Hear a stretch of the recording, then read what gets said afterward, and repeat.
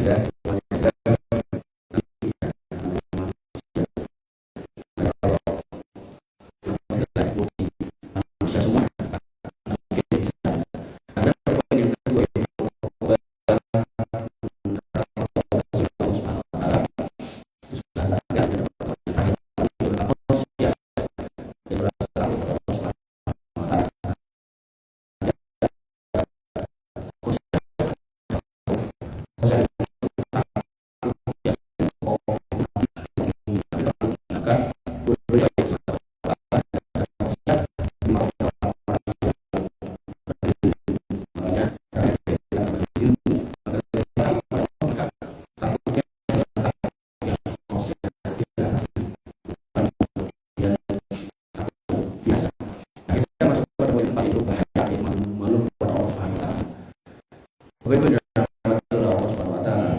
Setelah hamba mengetahui bahwasanya Allah di atas arsy, Ar-Rahman wa 'alal 'arsy istawa,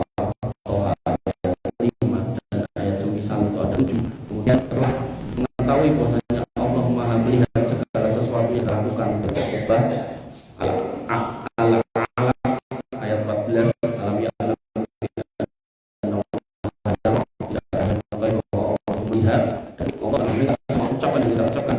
Qad sami Allahu qawla allati tujadiluka fi zawjiha, Quran surat ayat 1. Sesungguhnya Allah telah mendengarkan wanita yang mengajak suaminya, maka jauh lebih jauh mengetahui hasil hati kita. Quran surat Al-An'am ayat 3, ya'lamu sirrakum wa najwakum, dan mengetahui rahasia-rahasia kalian dan bisikan hati kalian. Maka Bapak-Ibu rahmati Allah, atas semua itu maka Allah Maha Suci lagi Maha Mulia.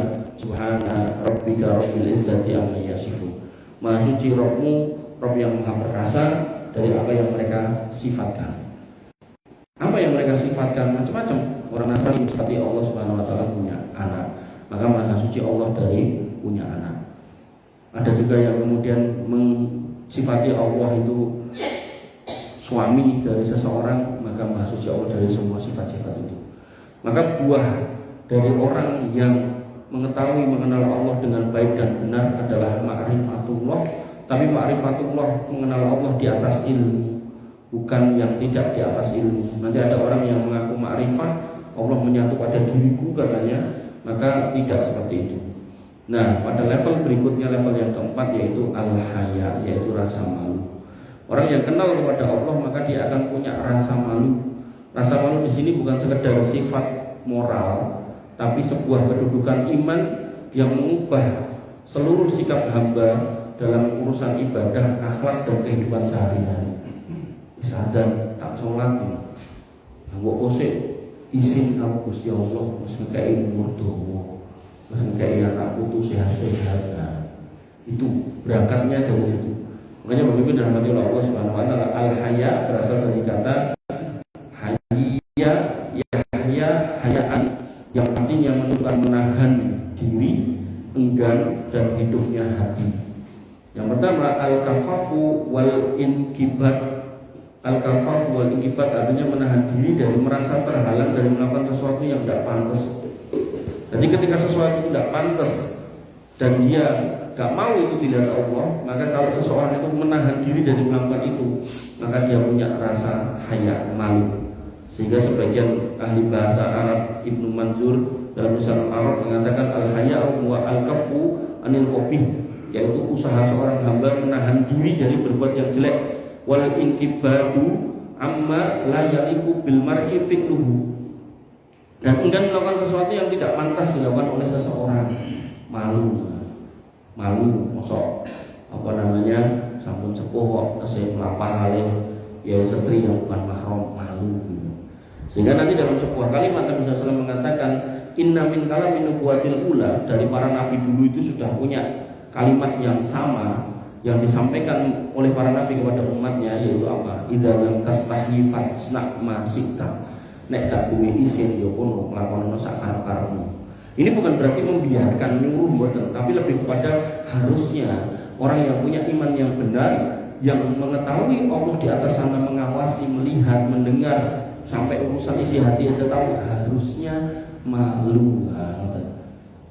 Malu, mosok ada tetangga yang ngapunten sudah nggak punya pasangan terus diparani, malu, mosok gawe ngincang wong ngadus, malu, mosok gawe dikuki peleme tanggane. Nah, semua ini ya, ketika bisa hadir dalam kehidupan seorang muslim itu baik. Dan al-hayatu itu juga bisa berasal dari kata al-hayatu yang artinya kehidupan. Para ulama bahasa seperti Al-Azhari menegaskan bahwa kata al-hayatu, malu, terkait erat dengan kata al-hayatu, kehidupan. Sumya al-haya'u haya'an li'annahu minal hayah. Dinamakan haya sebagai haya, malu sebagai malu karena ia berasal dari kehidupan, al-haya. Fa innal qalbal hayy yata'assaru bil malam. Sebab hati yang hidup akan selalu terpengaruh oleh yang namanya celaan. Wa ammal mayyitu la yata'assar. Sedangkan hati yang mati tidak akan peduli dengan celaan. Celaan itu ya, yang paling utama harus kita perhatikan adalah celaan Allah. Allah mencela seorang muslim yang tidak menjalankan syariatnya. Allah mencela seorang muslim yang menabrak larangannya. Allah mencela seorang muslim yang tidak taat kepadanya. Niku nek saged itu iman yang terbaik. Tapi nek umpami mboten saged, paling mboten niku ya tetap masih baik, yaitu malu nek didelok menungso. Enggak saya wis beda to Mas. Isin di putu kok mosok cek koyo ngono kae. Nah, isin kalih putune itu masih lebih baik daripada blas rande isin. Makanya Nabi membuat satu formula tentang apa itu dosa.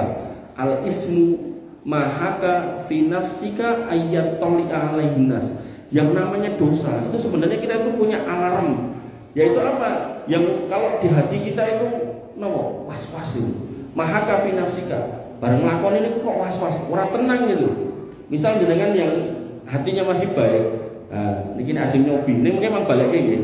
Nah, kondur niku sendale jenengan menggentos sendal sing liyane. Niku mungkin jenengan tekan rumah hati jenengan niku kok nyaman gitu. Besok dibalikke, nek nyoba. Nah, itu berarti hati jenengan masih hidup. Kemudian nggak mau dilihat orang, mesti nek ngambil yo delik-delik gitu kan. Mungkin bar salam langsung metu jiko pas mlebu masjid, wah enek sendal sing apik, nah mulih engko tak ijolke rampung langsung set. Niku nek kemudian di rumah niku hati kita niku gak tenang, insya Allah niku hati yang masih hidup. Tapi kalau kemudian sudah orang gagas, bahkan besok diulangi lagi, nah itu hati yang sakit bahkan bisa jadi mati. Makanya ngapunten mereka yang kemudian sudah masuk penjara karena mencuri, kemudian seminggu 2 minggu kemudian kok baleni, ya itulah rasa malunya itu sudah hampir-hampir tidak ada. Makanya Bapak Ibu dirahmati oleh Allah Subhanahu wa taala. Kemudian makna yang ketiga adalah at-tarkul qabih, yaitu meninggalkan yang buruk. Maka ditegaskan oleh Ar-Rawaib Al-Asfahani dalam Mufradat Al-Fazil Quran, dia mengatakan al-haya'u wa tarkul qabih. Yang namanya malu itu meninggalkan yang buruk. Wa yahmilu sahibahu ala mahasinil af'al, dan membuat orangnya memilih yang baik-baik. Kok kowe ora mendem meneh wis pangananmu ben-ben apa enak ben-ben wedang. Ya apa tegang enak aku tak jae tak ngopo yo. Lah lali to biyen nang-nangane ngono. Wis mari isin karo Gusti Allah. Umurku 50 jek sehat alhamdulillah. Kancaku tukang medem wis do mati kae. Makane aku isin karo Gusti Allah. Nah, kalau bisa malu seperti itu maka itu luar biasa. Bapak Ibu dirahmati Allah. Kemudian Al-Imam Ibnu Faris dalam Qais Al-Lughah beliau mengatakan tentang malu, bahwasanya malu itu seluruh maknanya kembali pada sifat menahan diri dari yang jelek dan membersihkan jiwa. Beliau berkata al-haya'u aslun yadullu ala inkibadi wa tanazzuhi wa tarki wa huwa min naqa'in nafsi wa salahiha. Yang namanya malu itu adalah dasar makna yang menunjukkan penahanan diri, menjauhkan diri, meninggalkan sesuatu yang jelek, dan ia asal usul dari kebersihan dan kesolihan jiwa. Artinya orang itu kalau masih punya rasa malu, niku orang yang baik insya Allah.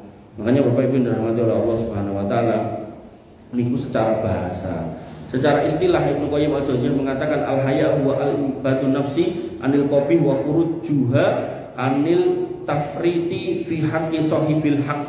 Yang namanya malu itu kondisi jiwa yang mana dia menahan diri dari perbuatan yang jelek, menjauhkan dari yang jelek, dan mengabaikan hak-hak Allah. Nah, sehingga kalau tidak sholat itu malu, tidak puasa itu malu, tidak ikut kurban, tidak datang kurban, malu, bukan malah tidak punya malu.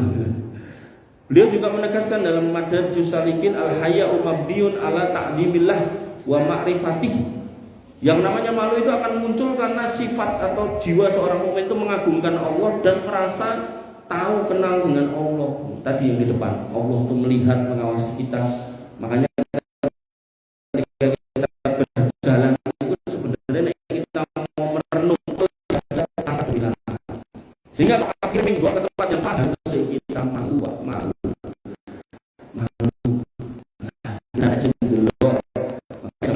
ada kisah yang dituturkan oleh seorang ustaz itu. Ada kisah seorang nenek yang jualan susu. Susunya niku nek sampeyan niku kalih putune. Sing niku ngendikan asune, tambahno banyu. Tambahno banyu. Nah,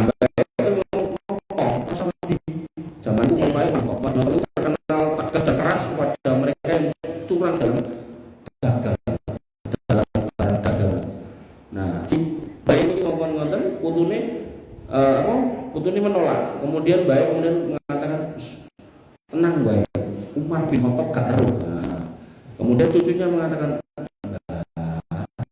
Umar bin Khattab boten ngertos nih, pokoknya Umar itu tahu mbah.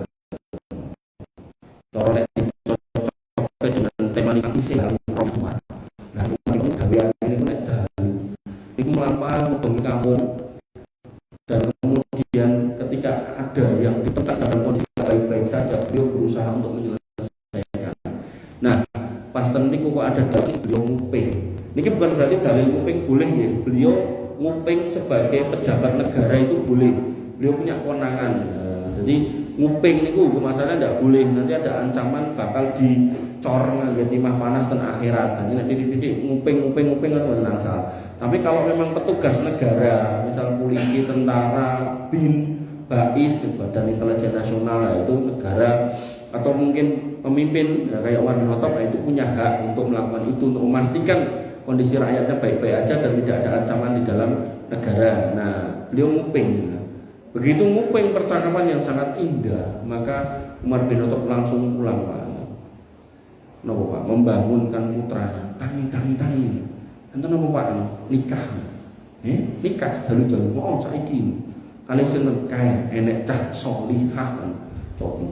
Jadi kesolihahan itu untuk seorang Umar bin Khattab itu tidak diukur dari hafal Quran atau apa, tapi dari kejujuran yang berangkat dari rasa malu. Akhirnya dinikahkan Pak dengan putranya. Makanya Bapak Ibu rahmatullah Allah Subhanahu wa taala. Kemudian menurut Al-Jurjani dia mengatakan yang namanya malu adalah al-haya'u ikibatu ya'ridu li nafsih hadaran minadz-dzammi. Malu itu adalah kondisi di mana seorang itu menahan diri dari munculnya jiwa yang takut nanti dicela. Dicela siapa? Maka malu yang tertinggi kalau dicela oleh Allah. Bapak Ibu rahmatullah Allah Subhanahu wa taala, dalam syarah Sahih Muslim, Imam Nawawi mengatakan al-haya'u khulqun yab'asu ala ijtinabi al-qaba'ih wa yamna'u minat taksiri fi haqqil haqq. Yang namanya malu itu adalah sebuah akhlak yang mulia yang mendorong orang untuk menjauhi perbuatan yang jelek, dosa, dan mencegah dari meremehkan hak-hak Allah.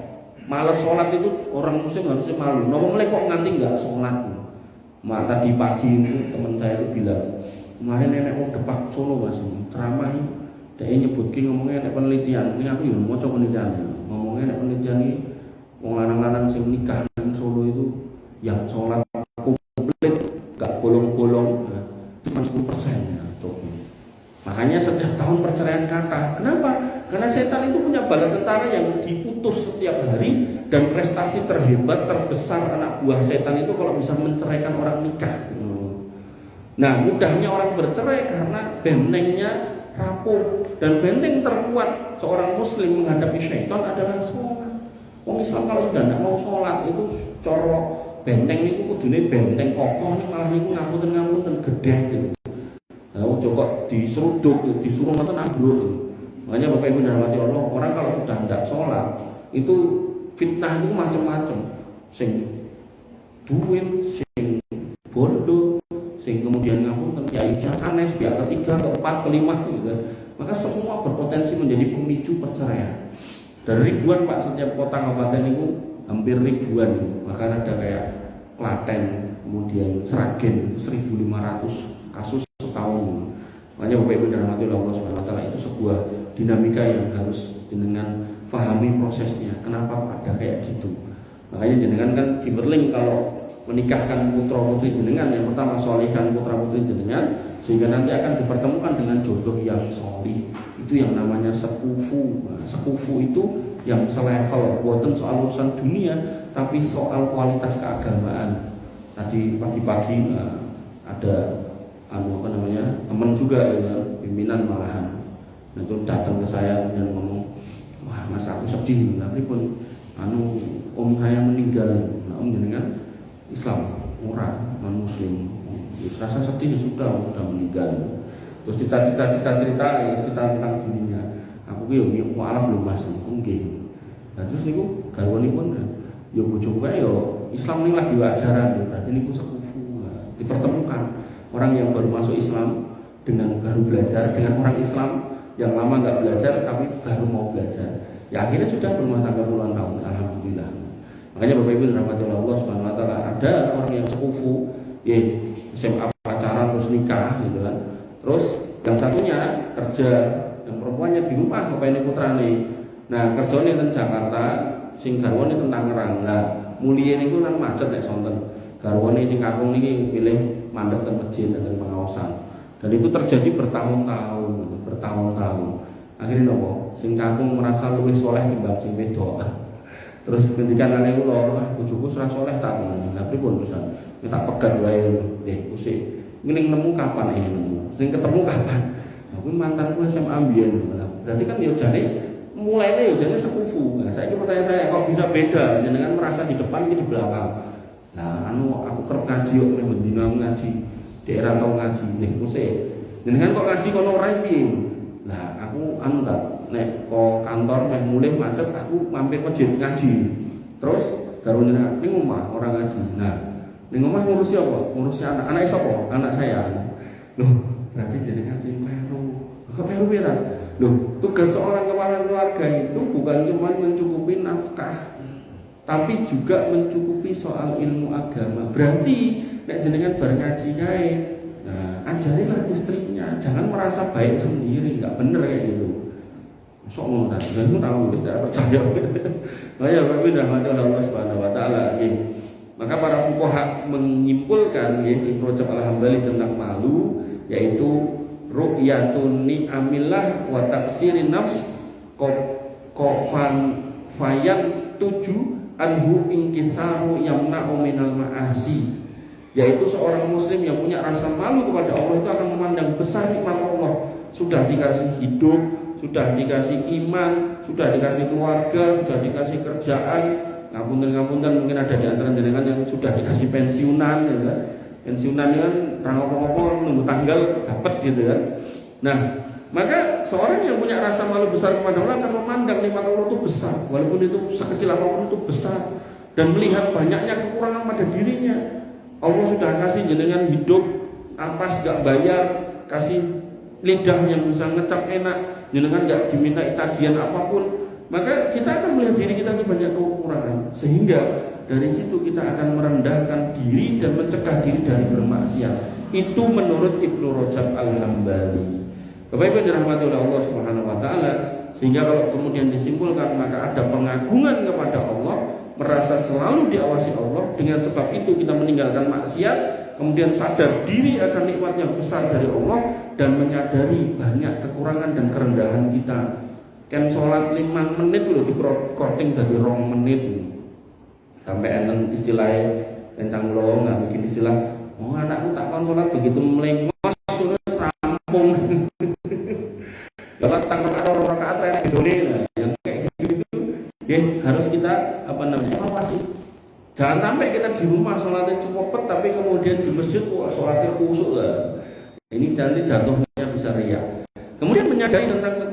menutupi kehinaan kita, sehingga dari situ kita akan menjaga diri untuk tidak dihina atau terhina di mata Allah Subhanahu wa taala dan kemudian di mata manusia. Jadi sebenarnya kasus-kasus yang kita lihat di TV itu, sebenarnya Allah tuh sudah kasih pepeling, tapi gandeng dia itu nggak malu sama Allah, maka aibnya dibuka sisan. Jenengan yang kan pulau ngisi mriki jangan dari kata kelompok, masih ditutup sama Allah. Tapi nek saya sampai tidak punya rasa malu sama Allah, saya nggak berusaha untuk membangun rasa malu yang baik dan benar, bisa jadi naudzubillah, saya berlindung dari Allah dari itu. Suatu ketika dibuka itu aibnya jeder, jebule ustaz iki ngono kae. Akhirnya kalau teko Pak Agung mungkin kajian biasanya Pak Agung sing ngelekke, kula bener sing ngelekke, mboten kok taten sakniki pun mboten enten kajian niku. Karena sudah dibuka aibnya. Dan banyak ustaz-ustaz yang namanya tinggi ya, tiba-tiba dibuka aibnya blak gitu. Makanya Bapak Ibu dirahmati oleh Allah, ini kedah jenengan rasa pirungi. Semua kita itu punya dosa. Bahkan saya yang di depan itu dosanya mungkin lebih kata di jenengan. Senajan jenengan lamun sepuh, cuma jenengan tidak tahu. Nah kalau Allah sudah tutupi, itu berarti rahmat kasih sayang Allah. Maka belajarlah untuk makin malu dan meninggalkan dosa-dosa itu. Jangan malah ketika berkesendirian, malah kita berbuat dosa. Dewean kalau menungso banyak gini kita nggak ngelakoni yang dosa-dosa, tapi begitu sendirian, khusyuk niku, enten lah, biaya sepuh nggak pula ambil baju Islami, nggak peci, dewean nyekel HP, nontonnya itu dangdutan yang lambine mati kecotot, itu seraisin. Jadi dia malu kalau dilihat orang, tapi dia nggak malu sama Tuhan, yang bahaya. Tapi itu dirahmati oleh Allah Subhanahu wa taala. Nah, hadis-hadisnya atau dalil-dalilnya tentang rasa malu. Satu, Nabi SAW bersabda, "Istahyu minallah haqqal hayah." Malulah kalian kepada Allah dengan sebenar-benarnya rasa malu. Ketika Nabi mengatakan gitu, para sahabat bertanya, "Pripun caranya ya Rasul?" Nabi mengatakan, "Antahfadhar raqsa wa ma wa'a." Jogonen iki lho sirahmu sak isi-isine. Ojo mikir sing ora-ora, karena Allah itu tahu isi kepalamu. Jangan mikir yang jorok-jorok. Nah, sampai ngapunten Bapak saya waktu haji tahun 2001 atau 2002. Itu beliau cerita ada temennya gitu. Temennya ini waktu itu masih seger-seger dong. Zaman itu kan haji dereng ngantri, yang punya duit langsung berangkat gitu kan. Nah, temennya tuh lihat orang-orang Turki. Orang Turki kan betulnya kita ada mancung-mancung ayu-ayu. Terus ngomong, "Bah, nek koyo ngono kuwi aku ngayahi loro telu iki sanggup." Akhirnya langsung kontan dibayar oleh Allah, tidak bisa gerak. Kenapa? Bingung obatnya nopo, yuran jalanan loro gitu kan. Akhirnya ya Bapak cuma bilang, "Mas, istighfar oke." Pun bar istighfar mantun, hukum tenar aman. Makanya Bapak Ibu dirahmati oleh Allah, di sini kok sudah rasa malu yang sebenarnya adalah jagalah kepalamu dan isinya ini. Kemudian wa tahfadu al-batna wa hawa, dan jagalah perut dari apa yang masuk. Kamu harusnya malu kalau makan barang haram, malu kalau minum barang haram, malu kalau makan bukan haknya, malu kalau ngambil harta yang bukan miliknya. Cara pejabat malu jane nek korupsi isin gitu. Makanya kemarin tuh ada orang udah 10-6 tahun ini ada video nonton dari puluhan tahun sekitar semenitan lah videonya. Itu ada orang non muslim yang menjelaskan bahwasanya kenapa ya negara yang katanya religius, maksudnya Indonesia, kok lebih terbelakang daripada negara sekuler yang tidak religius. Dijelaskan panjang lebar di ngalor ngidul gitu.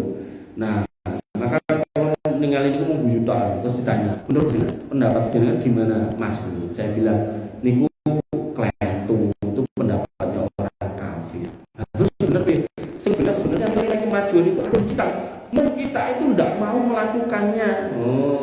Kalau kayak contoh, malu nih mau salah satu contohnya.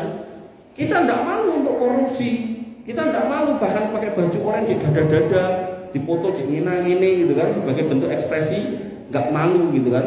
Tapi orang kafir, orang Jepang, orang Korea, nek nanti ketangkep bahasa korupsi, mereka ngapain? Bunuh diri, Pak. Loh, berarti kita bunuh diri aja? Ya mboten. Maksud saya seharusnya iman kita itu membawa kita pada rasa malu sehingga kita malu kalau mengambil yang bukan haknya, sehingga nggak perlu dibawa ke KPK, nggak perlu pakai baju orang itu. Termasuk misal Contoh lagi ketika kita ngomongkan kenapa kok Jepang bersih banget sedangkan Indonesia kemproh banget misalnya itu, atau India kemproh gitu kan, kenapa kok kita malah mirip India daripada menuju ke kayak Jepang gitu. Maka pertanyaannya, Islam itu sudah punya kaidah tentang kebersihan Pak, tentang kebersihan. Sampai ada riwayat walaupun itu ada yang menyatakan doif tapi secara makna itu benar, yaitu an-nadhafatu minal iman, kebersihan itu bagian dari iman. Walaupun riwayat itu doif tapi maknanya itu benar. Kalau kayak contoh melih, Nabi mengatakan laulah an asuqo ala ummati la amartuhum bisiwakin inda kulli sholatin. Kalau sekiranya tidak memberatkan kalian wahai umatku, kamu itu nek meh sholat tak kon sikatan. Nek meh sholat tak kon sikatan. Berarti nek umpami kita mau nglampahi niku dalil. Kita niku sedinten sewengi niku sholat niku ping sholat. Sikatan niku ping pinten, Pak? 5. Nah, sakniki enten sing sikatan sedinten ping 5 coba mangaco. Sing enten kula nate sholat mlebet. Lah nek dadi imam kan mboten napa keambuni wonten to, tapi lebet telat masbuk. Sholat ten sampinge seorang muslim, saudara kita muslim. Bajunya wis bener, baju sholat. Pakai kopiah, pakai kupluk, udah bener. Tapi begitu wala dolin amin, kula sebelah makseng toko. Jadi wis ganti klambi, wis wudu, garis singkatan lho abot ini. Makanya Bapak Ibu dirahmati oleh Allah, bukan Islamnya yang salah, wonge. Makanya sebagian ulama mengatakan al-Islamu mahjubun bil muslimin. Agama jenengan itu agama yang sangat baik. Neng baiknya Islam ketutup sama kelakuannya sebagian orang Islam. Niku wow. Sampai kemudian dalam bab tentang rumah yang kotor itu dijelaskan itu tempatnya syaitan, Pak. Tempatnya demit setan ten mriku. Dia senang di tempat-tempat yang kotor, yang najis, yang bau. Niku enten Pak fikih tentang kayak gitu, tentang fikih toharoh niku. Tapi klambine wis bener gamisan. Sosok ya nganggo kudung gede, nganggo cadaran. Tapi begitu sebelah makseng itu alhamdulillah ya Allah. Tidak ganti pirang dino, apa mulai gak adus gitu kan. Nah, makanya Bapak Ibu dirahmati oleh Allah saestu. Kalau kita mau mengaplikasikan nilai-nilai Islam, nah akan kita kemudian mendapati kejorokan, kekemprohan, banjir karena sampah, enggak akan. Tapi ya tadi itu loh, setan itu ketika ada negara kafir itu wis bener kafirmu. Nah, saiki kowe malah tak ajari kon resik-resik, kon jujur. Nah, begitu di sini wongnya Islam kabeh misalnya gitu akidahnya udah bener. Nah, piye carane biar Islam itu terlihat jelek, maka dibikinlah yang aneh-aneh ngoten itu. Dan kita tanpa sadar mengikuti apa yang dimainkan oleh syaitan, sehingga tercitralah Islam itu jelek. Padahal sebenarnya enggak, demi Allah enggak. Bapak Ibu dirahmati oleh Allah Subhanahu wa taala. Nah, 1, jaga kepalamu dan isinya, kata Nabi. 2, jaga perutmu dan apa yang masuk ke dalamnya. 3, watadhkuru al-maut wal bila, dan ingatlah kalau kamu bakal mati dan badanmu tubuh semua itu bakal hancur lebur di dalam tanah. Sehingga ketika kita mengingat itu, kita akan aneh-aneh. Mendem waktu nanti warga pengen mangan ibu maus yang sampai berawis itu. Ngopo aku dadak pengen tekan Amerika wong ya memang iso ngomong tekan lewer lah ya gitu kan. Bahkan misal saya punya rezeki sampai ke Mekah, jangankan haji umroh saja saya sudah bersyukur. Nah itulah hakikat orang yang beriman. Tapi nek enggak iman, enggak punya tonggoku balik ke Amerika, wah sesuk aku tak korupsi apa ya, lemah kuburan tak dol sik. Ya corone ndak malu dia jual ini jual itu. Makanya setiap tahun itu ada ratusan pejabat masuk KPK gara-gara urusan ngoten niku karena rasa malunya itu sudah tidak ada. Makanya Bapak Ibu dirahmati oleh Allah Subhanahu wa taala. Nggih, dalam hadis yang lain Nabi SAW bersabda al-haya'u syu'batun minal iman. Nanti Nabi mengatakan al-imanu bid'un sab'una bid'an. Yang namanya iman itu punya 70 cabang. Wa a'laha qaulu la ilaha illallah, yang paling tinggi itu adalah perkataan persaksian la ilaha illallah. Kemudian wa adnaha imatatul ada'ani thoriq, yang paling rendah itu menyingkirkan duri dari jalan. Jadi kalau jenengan ngapunten ke masjid delok paku niku nyerongot, wah jenengan saged ninggal menghindari ning boten nyingkir. Nah niku enggak masuk niku. Harusnya jenengan setelah menghindari, wah iki bisa tak ingati iki. Aja nganti engko kepidak dulurku Islam sing liya sing ana ning masjid iki dijikuk, dipinggirkan, dibuang. Nah maka baru di situ tuh masih level iman yang paling rendah. Nah Bapak Ibu rahmati Allah, dan di tengah-tengahnya ada wal haya'u syu'batun minal iman, dan malu itu adalah cabang dari iman. Jadi kemarin malam di PES itu ada kajian namanya kajian Muslim mulus itu Muslim lanjut usia. Nah, coba yang ke sing niku lanjut usia. Jadi nggih kados jenengan ngoten niku sepuh-sepuh ngoten niku. Nah, saya jelaskan itu 70 cabang iman dalam kitab Syu'batul Iman yang punyanya Imam Al-Baihaqi, itu 77 cabang. Yang paling tinggi adalah akidah yang benar, sampai yang paling rendah itu menyingkirkan duri dari jalan. Menyingkirkan duri dari jalan itu termasuk iman. Makanya nek buat sampah ning kali mari banjir niku ya imane dipertanyakan. Nggih. Bahkan mung arep ninggati iuran 10.000 lho, sampai buat sampah pilih ning kali gitu. Nah, nanti ada sebagian orang ngapunten buat tikus lho, dari mendem lho, tak digawa ning motor terus etok-etok diceblok ning dalan. Enak wae. Makanya Bapak Ibu dirahmati Allah, al-haya'u minal iman. Kemudian dari sisi ayat Allah berfirman pada Quran surat Al-Alaq ayat 14 tadi, alam ya'lam bi annallaha yara.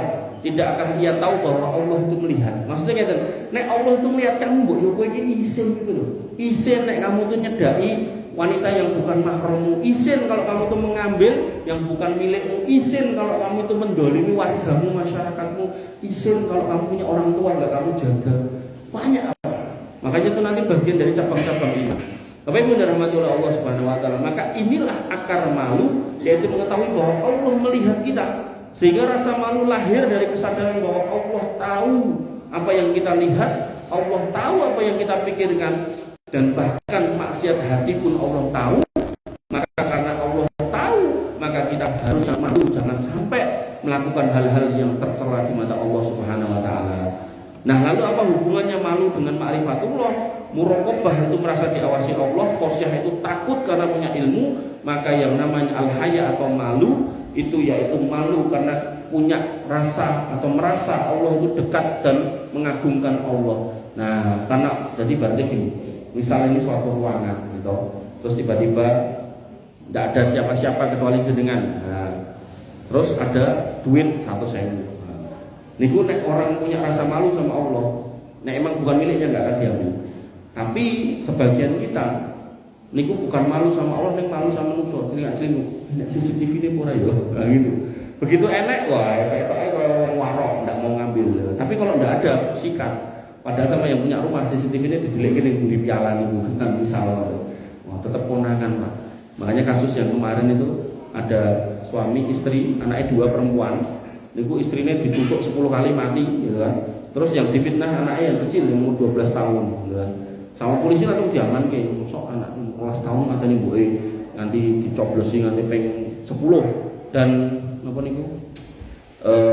Pengakuan atau pernyataan yang digelontorkan oleh para saksinya, yaitu katanya si anak ragil ini nesu goro-goro gue gene nyeneni Mbak Yuni. Nah, ternyata punya usut napa sing ngakoni bojone. Nyawani bojone, karena ada CCTV-nya dari punya tetangga atau gimana gitu. Nah, makanya Bapak Ibu dirahmati oleh Allah Subhanahu wa taala, kadang kita tuh lebih takut sama CCTV daripada takut kepada Allah. Padahal Allah menyatakan fa inni qarib, senajan aku ning kono ki aku cerak ngawasi kowe kabeh gitu.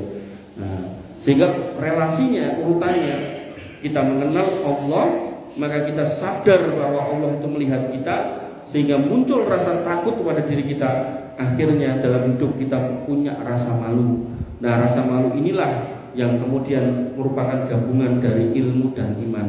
Kita belajar, kita ngerti halal haram, maka yang haram tidak kita lakukan, kita jalankan yang halal, yang wajib kita kerjakan, yang dilarang kita tinggalkan. Semua adalah buah dari ketakwaan yang lahir dilandasi rasa malu. Malu, aku nek gak sholat isin, karo tanggane ora karo Gusti Allah ngapain sing karo tangga kok ben tangga biji karo tangga ora ngurus aku. Makanya Bapak Ibu dirahmati oleh Allah Subhanahu wa taala, malu yang paling hebat adalah ketika seorang itu tidak bermaksiat meski sendirian. Sehingga kalau kita itu masih malu karena nggak bermaksiat karena ada temennya, itu masih biasa. Maka level yang paling tinggi adalah kalau kita bisa meninggalkan maksiat walaupun sendirian.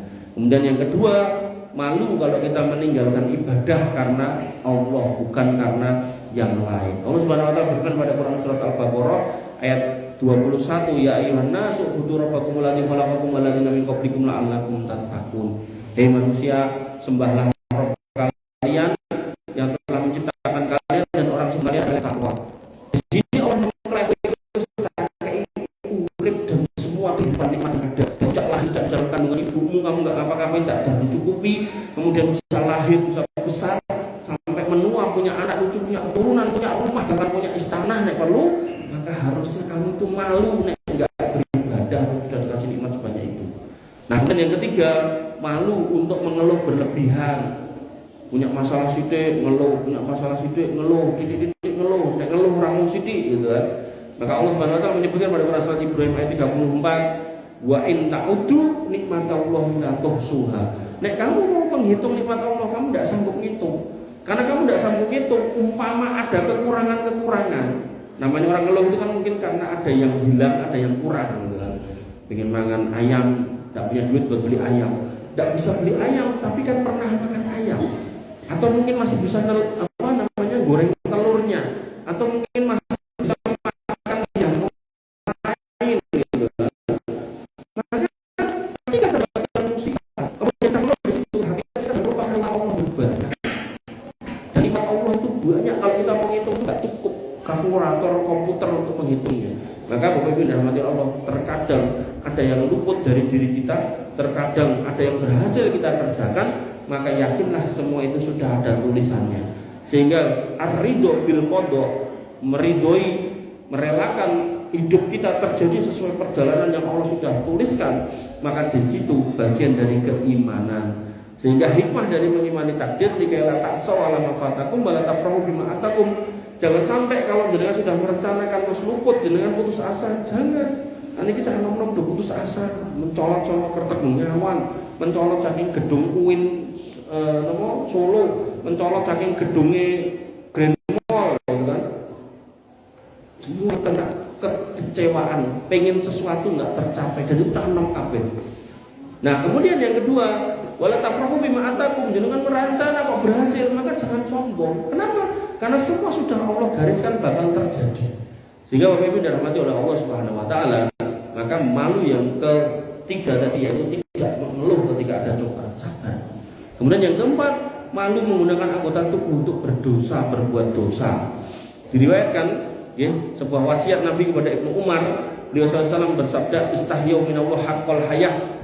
Maka bermalulah kamu kepada Allah dengan sebenar-benarnya malu. Kemudian ditanya, apakah malu yang sebenar-benarnya? Tadi yang saya sebutkan di atas tadi, yaitu engkau menjaga kepala dengan apa yang dikandungnya, menjaga perut dari apa yang masuk ke dalamnya, dan menjaga yang lainnya, jangan sampai melanggar perintah Allah Subhanahu wa taala dengan mengingat bahwasanya jasadmu nanti akan hancur pada akhirnya. Bapak Ibu dirahmati oleh Allah Subhanahu wa taala. Kemudian yang kelima, malu kalau tidak bersyukur atas nikmat yang kita miliki. Artinya kalau kita dapat nikmat kok meneng wae, nambah putu kok ora gelem akiko, kemudian napa duwe mantu ora gelem walimah padahal mampu, atau kemudian punya duit tapi enggak mau haji umroh, atau kemudian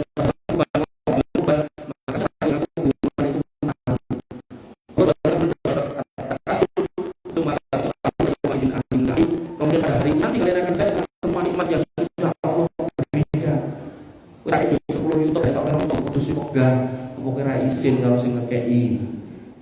Kamu tak kasih sehat sampai tua, tinggal sholat aja loh, enggak mau padahal cuma kalimat setengah jam. Masa kamu enggak mau? Apa kamu enggak malu? Semua akan ditanya. Kemudian yang berikutnya ini ku 5, F ini ku 6. Malu tidak menjaga hati. Allah berfirman bahwasanya ya Allah sudur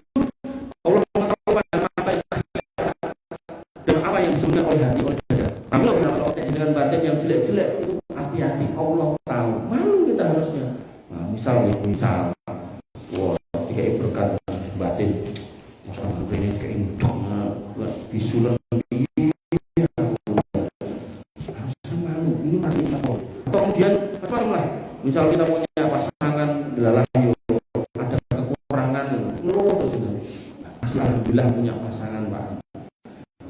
Banyak orang yang kemudian menguasai dia mau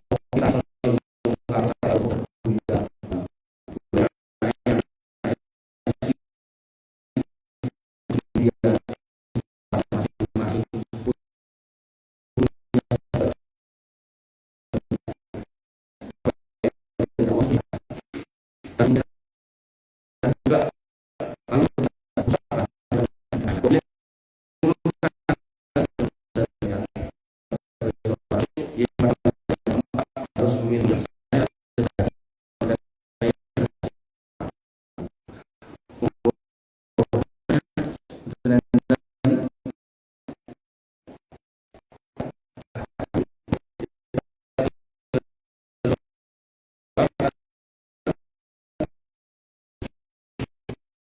ya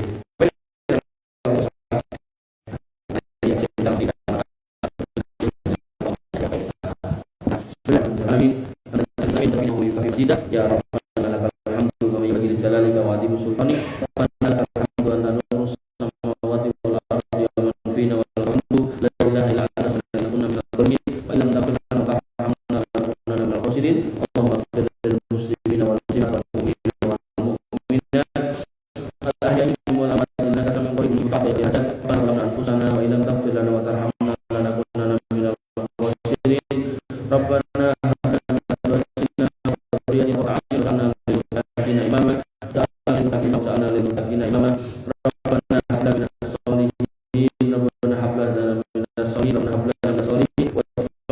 zumratil muhajin wa adkhilna jannata jannatin na'im ya arhamar rahimin ya dzal jalali wal ikram rabbana atina min ladunka rahmah wa hab lana min amrina rashada rabbana atina ma wa'adtana ala rusulika wa la tukhzina yawmal qiyamah innaka antas sami'ud du'a innaka la tukhliful mi'ad rabbana atina fid dunya hasanah wa fil akhirati hasanah wa qina adzabannar wa qina adzabannar wa qina adzabannar wa qina adzabannar wa akhiru da'wana alhamdulillahi rabbil alamin